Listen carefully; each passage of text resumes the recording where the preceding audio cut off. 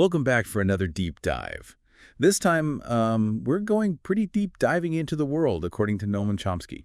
Yeah, and this is pure, unfiltered Chomsky. You've given us quite a bit, speeches, interviews. It seems like you're really interested in some big topics based on what you selected. How global power really works, the ins and outs of economic systems, the role of media, all that. Well, Chomsky, he's not afraid to challenge conventional wisdom. Let's put it that way. He really digs into history, pulls out declassified documents, and basically calls out what he sees as hypocrisy. So get ready to think critically about systems we often take for granted. I think that's a good way to frame this. So one of the first things that stood out to me was Chomsky's take on the post-World War II era. He claims the U.S. emerged from the war holding almost half the world's wealth, which gave it a huge advantage. Yeah, and he goes on to say that this wasn't just by chance. Chomsky believes the U.S. actively created policies to maintain that gap, to maintain that global economic gap, putting its own interests first. Interesting. So like NSC 68, he uses this as evidence. This was a top-secret policy document from 1950. U.S. planners were actively trying to shape the world in their favor. That's what he's saying. Yeah, they weren't just playing defense. They were on offense, trying to control resources, influence markets, even impacting the political systems of other countries. And all to their benefit, of course. According to Chomsky, yes. So this wasn't just happening passively. This was a concerted effort. Okay. So this leads us to another one of his big ideas, Chomsky's critique of free trade and democracy. He doesn't really buy the standard definitions. He believes true power resides with the wealthy elite and corporations who make the big investment decisions, not necessarily the voters. Right. Chomsky actually uses Chile under Allende as an example. Allende was a democratically elected socialist leader, but his government was seen as dangerous by U.S. policymakers. Chomsky even quotes Henry Kissinger, who supposedly called Allende's Chile a virus. A virus, why? That needed to be eradicated. Because they dared to put the welfare of their citizens above corporate profits. Precisely, Chomsky argues that this example shows how economic interests often override concerns about democratic ideals when it comes to U.S. foreign policy. It's kind of chilling to think about. And it's interesting how this all ties into Chomsky's thoughts on the media. He believes the media play a really significant role in maintaining this power structure by manufacturing consent. Absolutely. Chomsky says that you've got media ownership, their dependence on corporate advertising, and the tendency to sideline dissenting voices. It all limits the perspectives we're exposed to. He's saying the range of opinions presented to the public is incredibly narrow. So we're given the illusion of choice. We think we're well-informed, but maybe we're only getting a carefully curated version of reality. That's the crux of his argument. And Chomsky believes this illusion of choice extends to economics as well. Right. All those free trade deals we hear about, he claims these often benefit powerful corporations more than the average person. Right. He uses NAFTA as an example. He argues that NAFTA led to job losses in the U.S. and exploited workers in Mexico, even though it was sold as beneficial for everyone involved. No such thing as a free lunch, right? Yeah. Someone's always paying the price. Exactly. So if these systems are rigged, what's the solution?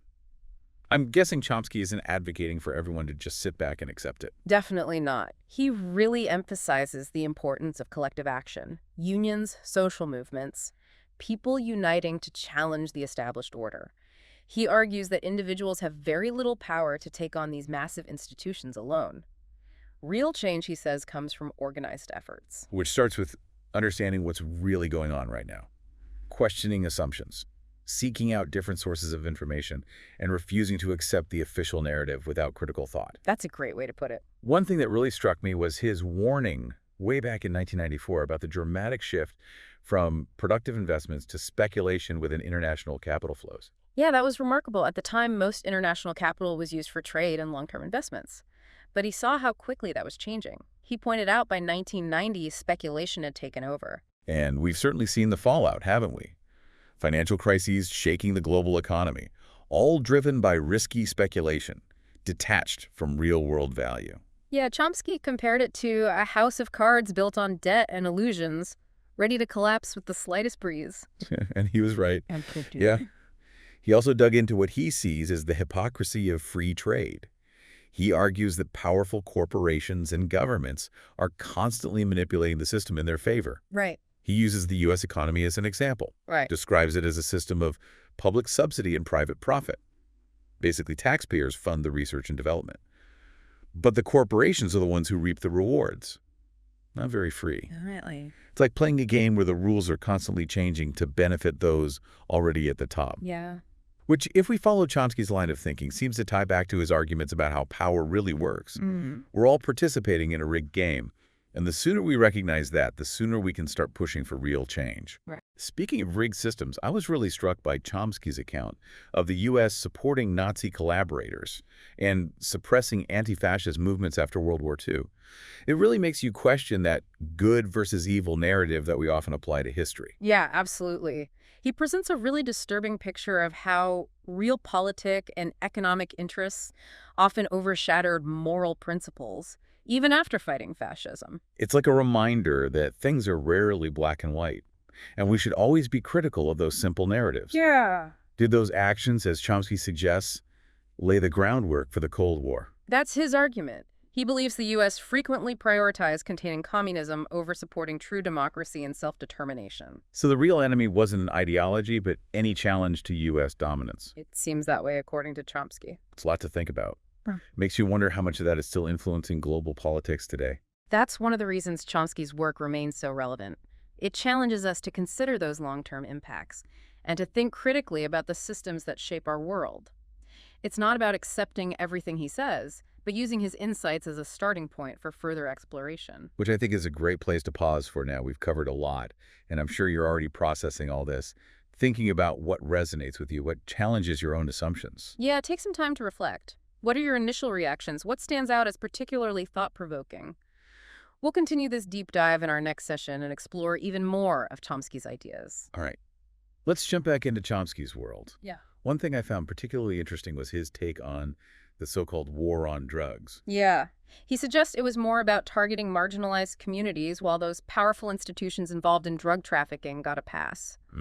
He claims it wasn't really about ending the drug trade, but about controlling certain populations. He even mentions the CIA's alleged involvement with drug trafficking in Nicaragua during the Contra War. Right. He uses that as an example to show how something presented as a moral crusade was actually a tool for geopolitical goals. It's pretty shocking stuff. Yeah. Makes you wonder how often that kind of thing happens. You know, we're given these simple narratives, good versus evil, but the reality is so much more complex. Absolutely. And then there's his analysis of spectator sports, which he sees as a form of pacification, encouraging blind patriotism and passivity. Yeah, he argues that these spectacles distract us from real engagement with our communities and the political systems that impact our lives. Instead of shaping our world, we're being lulled into complacency. Exactly. And he suggests that interactive technologies like television just reinforce this dynamic.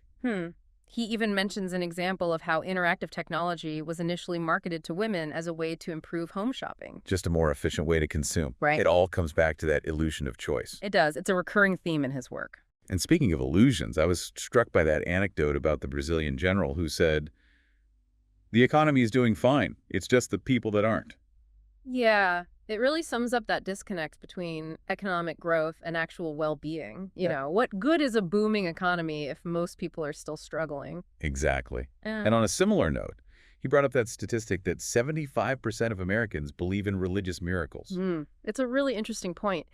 He suggests it points to a yearning for meaning and connection in a society that's become increasingly atomized. People are searching for something to believe in, a sense of hope. But as he points out, that can be exploited. Right. People offering those simple solutions are scapegoats. Exactly. He sees the rise of religious fundamentalism as potentially dangerous, preying on those anxieties and fears. But then he contrasts that with liberation theology. Right. That socially progressive interpretation of Christianity that focuses on fighting for social justice. He seems to find that a much more hopeful and empowering approach. For sure. And he also highlights that example of community-based media in Brazil. That TV station tackling issues like racism and inequality head-on. Yeah, he describes it as a powerful example of how media can be used to foster dialogue and critical thinking. Instead of just being a tool for pacification, Exactly. it's about giving people a voice, enabling them to share their own narratives and to challenge the dominant ones. And to create change from the ground up. Chomsky also challenges conventional wisdom in his discussion of international organizations like the UN. He argues that Western powers, particularly the U.S., often undermine these institutions when they don't serve their interests. Like with the invasion of Iraq. Right, the UN was initially sidelined, then invoked later when it suited U.S. foreign policy goals. A pretty clear example of hypocrisy. It really raises questions about whether these institutions are truly committed to global justice, or are they just tools for the powerful? He consistently encourages us to be skeptical of those in power, to question their motives, So- and to hold them accountable. Yeah, he's not afraid to use strong language either. No, he isn't. Like that chilling comparison he draws between economists advocating illiberal policies and Nazi doctors. He's arguing that those policies often prioritize abstract economic indicators over the basic needs of people. Yeah, the human cost gets lost in all those numbers. Right? He also goes into detail about the history of U.S. intervention in Latin America, Mm-hmm. saying that the U.S. has consistently propped up repressive regimes and undermined democratic movements that threaten their economic interests. He uses Guatemala as a particularly egregious example. A democratically elected government was overthrown in a CIA-backed coup. Leading to decades of violence and repression. Exactly. It's a good reminder that we need to understand the historical context. The past isn't just something that happened long ago. It shapes the present. And then there's the U.S. relationship with Haiti. He points out that stark contrast between the acceptance of Cuban refugees as political and the rejection of Haitian refugees as economic, A clear double standard. based on political expediency and a disregard for the suffering of those deemed less worthy of compassion, It ties back to his larger critique of U.S. foreign policy. which he believes is often driven by self-interest rather than humanitarian concerns. Right, and often those self-interests align with corporate interests. Furthering that cycle of exploitation and injustice. Mm-hmm. I was particularly struck by his account of the U.S.-trained Salvadoran death squads, There's a really dark chapter, not often talked about, a chilling example of what happens when power goes unchecked. when human rights are ignored. And he also brings up the case of Klaus Barbie, a Nazi war criminal who was later recruited by U.S. intelligence. Involved in covert operations in Latin America. It's shocking. It makes you question who the good guys and the bad guys really are. Hmm. All of these examples point to a pattern, Yeah. prioritizing strategic and economic interests above moral considerations. And it raises important questions about the consequences of those actions. What price are we willing to pay? Chomsky doesn't shy away from complex issues either. He dives right into the Middle East conflict. He challenges the dominant narrative in the U.S. He says that America's unwavering support for Israel, even when its actions violate international law, undermines the possibility of a just peace. He points to the U.S. vetoing UN resolutions, condemning Israel's actions, and providing billions of dollars in military aid. It seems like he's saying the U.S. is more concerned with maintaining its power in the region than with achieving actual peace. He also criticizes the PLO, though. Okay, how so? He suggests they often prioritize symbolic gestures over practical steps towards achieving a viable Palestinian state. So he sees fault on both sides. It seems that way. He provides a detailed analysis of the Oslo Accords, too, arguing that they ultimately left Israel in control, with limited autonomy for the Palestinian Authority. It's a situation where Israel effectively controls the resources and security, while the Palestinian Authority is left to manage the most difficult aspects of daily life. It makes you wonder, is this really a path towards peace, or just a way to maintain the status quo? Chomsky encourages us to question those narratives, to consider all perspectives. He also highlights the issue of East Timor, focusing on the U.S. complicity in Indonesia's occupation of the territory. Right, providing military aid to Indonesia even though they knew it was being used to suppress the East Timorese people. Another example of realpolitik over human rights. It all comes back to those patterns of power and the consequences when those in power prioritize their own interests above the well-being of others. And those patterns aren't limited to foreign policy, are they? No. He critiques globalization, too, suggesting that it often benefits multinational corporations at the expense of workers and the environment. Using the exploitation of cheap labor in countries like Indonesia as an example, Right. it makes you wonder, is this the kind of globalized world we want? It's a good question. Built on exploitation and environmental destruction. He connects it back to the concentration of wealth and power in the hands of a few, criticizing the growing inequality in the U.S. Blaming things like the decline of unions, the erosion of the social safety net, and the influence of money in politics. Yeah, he believes the system is designed to benefit those already at the top. While everyone else struggles. So it's not just about changing individual policies, but the system itself. It's about a more fundamental change. Shifting the balance of power rethinking our priorities as a society, which brings us back to that question. What can we do? How do we challenge these seemingly insurmountable systems? That's what Chomsky wants us to grapple with. He doesn't offer simple answers, but he does point us in a direction. Okay, let's explore that in our next session. We'll dig into his ideas about what individuals can do to create real change. We've been spending these last couple sessions unpacking a lot of Noam Chomsky's ideas. I'm sure you've had some time to process it all. Think about how it fits with your own worldview. It's a lot to take in. He paints a pretty bleak picture of how power works, both here and globally. Yeah, it can be overwhelming. It feels like these systems are just too big. What can any one person really do? That's where Chomsky really pushes us. He says understanding how power functions is the first step towards challenging it. Okay, so knowledge is power, as the saying goes. But what do we do with that knowledge? Well, Chomsky's a big believer in collective action organizing, building movements, creating alternative institutions that work outside those traditional power structures. So it's about joining forces, finding strength in numbers, working together strategically. He doesn't think individuals can make much of a difference on their own. He says individual actions are important, but they're most effective when they're part of a larger effort. It's like one voice shouting in the wilderness versus a whole chorus. A chorus can be deafening. That makes sense. Are there any movements he sees as especially important right now? He doesn't necessarily endorse specific movements, but he talks about those historical examples that show what collective action can achieve. The civil rights movement, the labor movement, the anti-war movement, and more recently, the environmental movement, all driven by ordinary people who refused to accept things as they were. It's pretty inspiring when you think about how those movements actually change things, But they're huge organized efforts. It's hard to imagine that happening today. Chomsky would say change often starts small at the grassroots level. He emphasizes things like community organizing local initiatives, building solidarity across different groups. It's not about waiting for some charismatic leader to come along. It's about taking responsibility, working together to make a difference in your own community. So it's about finding those pressure points where you can make a difference. Maybe getting involved in local politics, supporting community organizations, raising awareness about issues you care about. Exactly. It feels a lot more manageable than tackling these huge global systems. But it still requires action. It's not enough to just sit around complaining about how messed up everything is. Chomsky's all about action, not just analysis. He believes we have a moral obligation to act based on what we understand about the world.